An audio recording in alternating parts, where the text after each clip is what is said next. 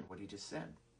When Jesus knew in himself that his disciples complained about this, he said to his disciples, "Does this offend you?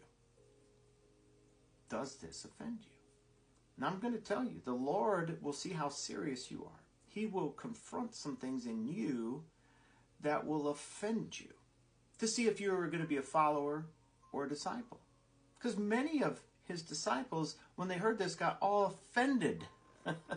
Does this offend you? The Lord will do things that offend us. It offends our natural life. It offends our religious nature.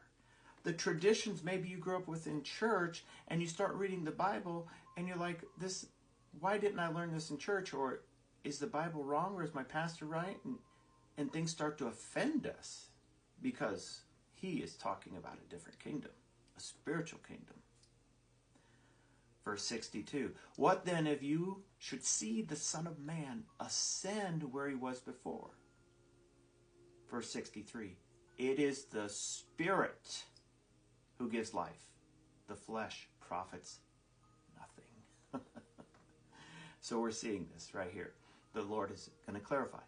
I'm giving you a spiritual message. And your flesh, you're trying to understand this and make it a religion, it's not going to happen. You'll ruin it all, is what he's saying. "The words that I speak to you are spiritual, and they are life." We're talking about an eternal life here. A divine nature of God imparting himself through the promises of the scriptures. He knew from the beginning who they were who did not believe and who would betray him. And he said, "Therefore I said to you that no one can come to me unless it has been granted to him by my Father." Verse 66, watch what happens. And this really happens in our world today. The scriptures are living. We have many people who go to church. They're members of church. They say they're followers of Christ. They believe in him. How many disciples? Verse 66, Jesus has offended his own disciples on purpose. From that time, many of his disciples went back and walked with him no more. Many thousands of mega churches with thousands of members, but how many disciples? Jesus isn't into having people believe in him. He's into them becoming a disciple of his.